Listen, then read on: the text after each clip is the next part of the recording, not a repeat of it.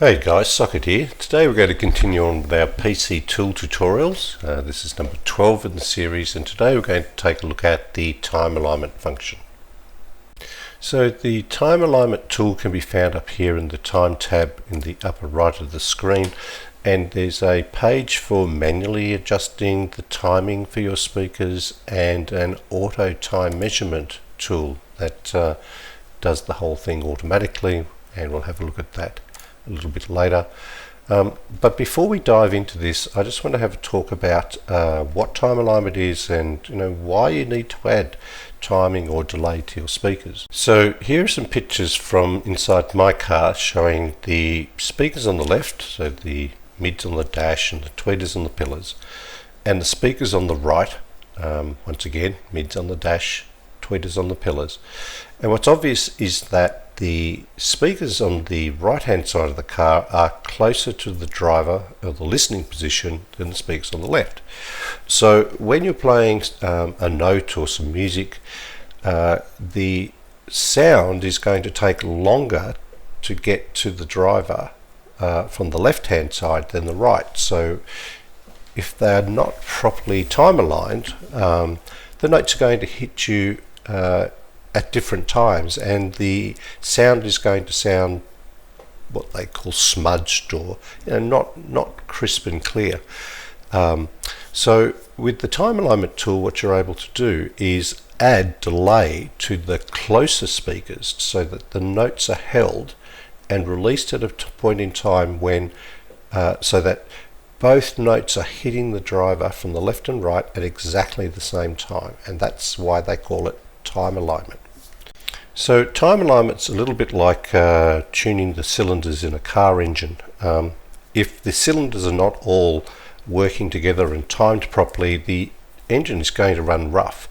But when all the cylinders are working together and they're properly timed, the engine runs nice and smooth. And it's exactly like that in your car with all your speakers. You want them to be playing as one unit. Not just a bunch of different speakers making noise, as they say. So that's enough of an introduction to time alignment. Let's go and have a look at the time alignment tool.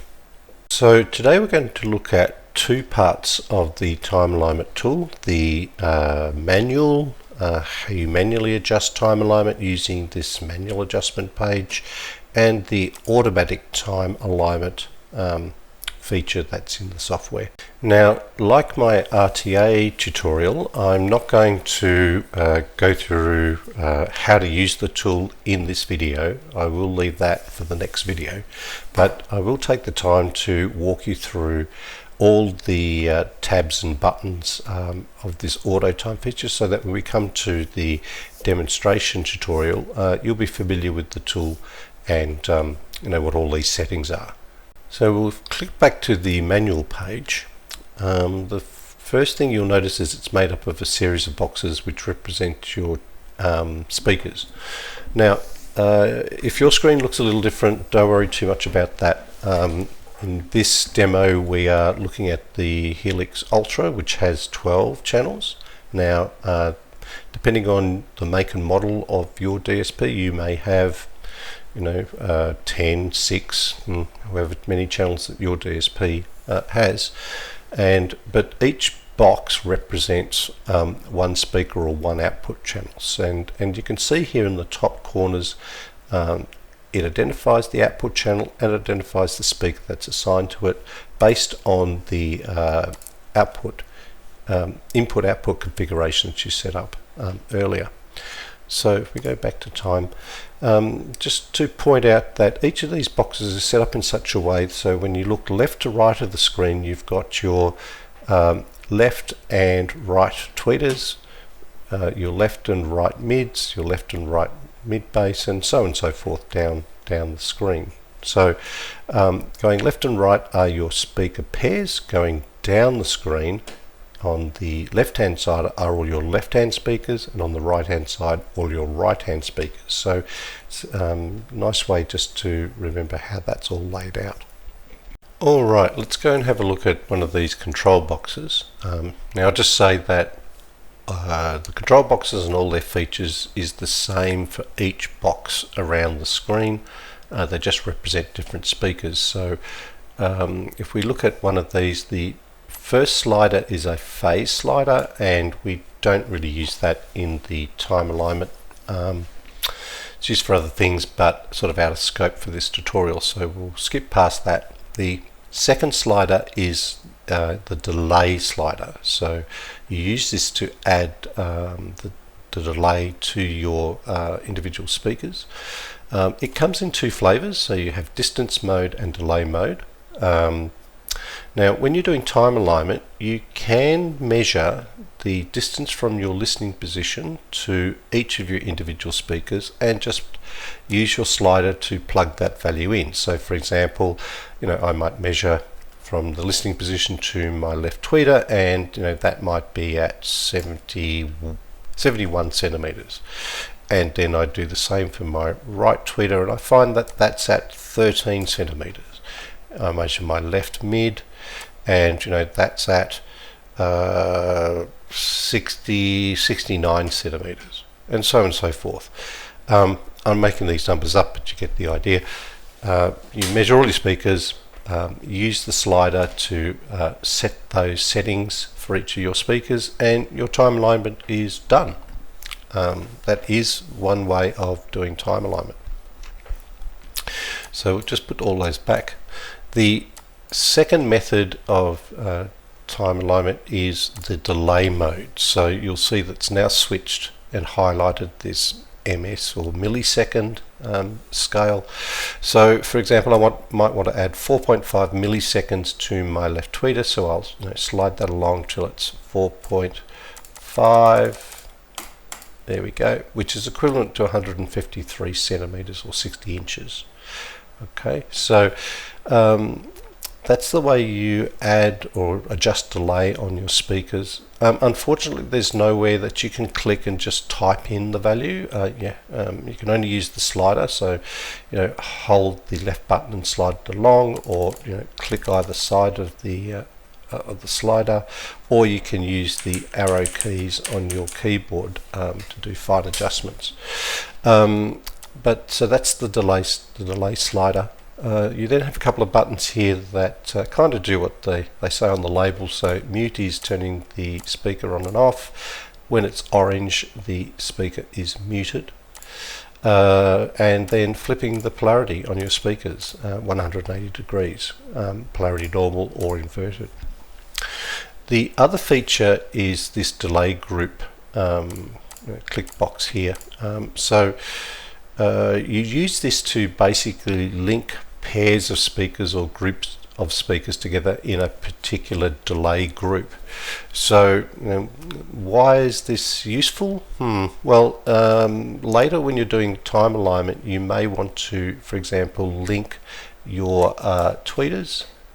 So let's say I've got them like this, and I'll put them both into group 1, and that means when I'm add delay or adjust my delay, I'm moving those speakers together. So if I've got my left and right tweeters time aligned and I don't want that to change when I'm making adjustments, I'll put them into group 1.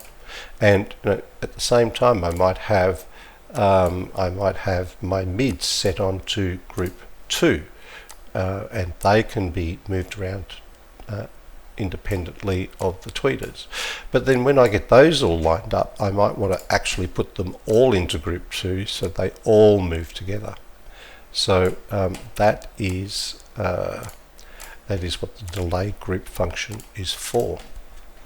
Okay, the last feature that we're going to look at on this page is channel mode, and for those running the virtual channels, this allows you to switch between your physical output channels or your speakers and your virtual channels. So you can do pretty much the same things in your virtual channels as you can on your output channels. So add delay, mute, etc, etc. The only feature it doesn't have is the phase slider, but as we mentioned before, that's not important in time alignment. Okay. So that has covered all the features in the manual screen. Let's go and have a look at this automatic time measurement tool. So as I mentioned earlier, I'm not going to do a demonstration of using the tool. I'm going to leave that to the next episode. But what I will do is walk you through the features of the screen so that you're familiar with them when we're doing the demonstration. But before we do that, I just want to talk about how this tool actually works. So essentially what it does is you'll have a microphone set up at the listening position, and you'll play a click or a time measurement tone that when it's played from the speaker, the tool will work out how long it takes for that click to travel from the speaker to the microphone, and then it can convert it into milliseconds delay, or the distance that the speaker is away from the listening position, and it will cycle through the your full set of speakers in the car, and will transfer those delay settings into your manual time alignment page. So that's how the tool works. So let's have a quick look at the features of the automatic time measurement page, starting with this little question mark up the top. So if you click on that, it takes you to a sort of step-by-step guide on how to use the tool and do a auto measurement. Just close that, go back into the tool. The next feature is the audio input. So this is where you would select your microphone, or at least check that you're using the microphone that you're got plugged in at your headrest, that you're not using the laptop mic or something like that, internal mic. It's also got this volume level indicator. So just like the RTA tool, you want to make sure that the volume on your head unit is turned up high enough so that when you play the little test tone, that's turning green, to give you a nice strong signal. Making our way down the page, the next one is the reference speaker selection. So the way the tool works is it wants to know what is the speaker that is closest to your listening position, so it can calibrate itself, so it can work out the distances of the other speakers in your car. So it's two options, left-hand drive or right-hand drive. So if the US, etc., you'd pick left. If you're Australia, the UK, you would pick right. And you'll notice that when we flick between the two, the reference channel for the left-hand drive will be your left mid-range, and if you select the right-hand drive, the reference channel will be your right mid-range. So this is the speaker that's closest to you. And so what the system will then want you to tell it is, for this reference channel, or the right mid-range, what is the actual physical distance from the microphone to the grill on the speaker. So take a tape measure or a laser measure, and you'd physically measure that, and that might turn out to be 12 centimeters exactly, or no, let's make it 12.2 centimeters. So you pop that in there, and that would then calibrate the system and allow it to make accurate measurements of the other speakers. These next two check boxes basically allow you to put the delays that the system is calculating into your manual settings here in either milliseconds or in centimeters, distance mode, centimeters or inches. So that's what that is for. Now down here are the speakers that are going to be measured as part of the cycle of the tool.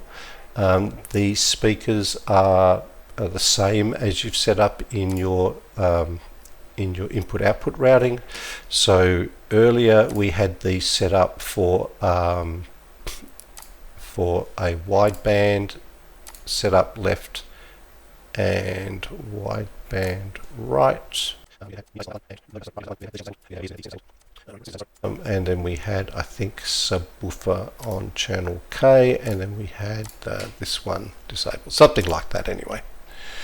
So if I now close that window and I go back to timing automatic, there we go. You'll see that the speakers have changed to match the I/O settings that we had before. Now So just make sure that this is set up for your car if you haven't already done the input-output settings. And then red means that the speakers will be included in the measurement cycle. What I tend to find is subwoofers don't really work very well with this time alignment tool, so it's a good idea just to turn them off. And so that's how that section works. And then of course down the bottom here we have your start button. So when you're ready to go, you press start, and you can add 3 seconds of delay between hitting start and the actual measurement starting. And now down here you'll then have the impulse response as the tool is running through its cycle. So that's a rundown through the automatic time measurement tool. As I said, we'll do a live demo of that in the next video. So that brings us to the end of today's tutorial. I hope you found that interesting. Thanks for watching, and looking forward to seeing you in the next video.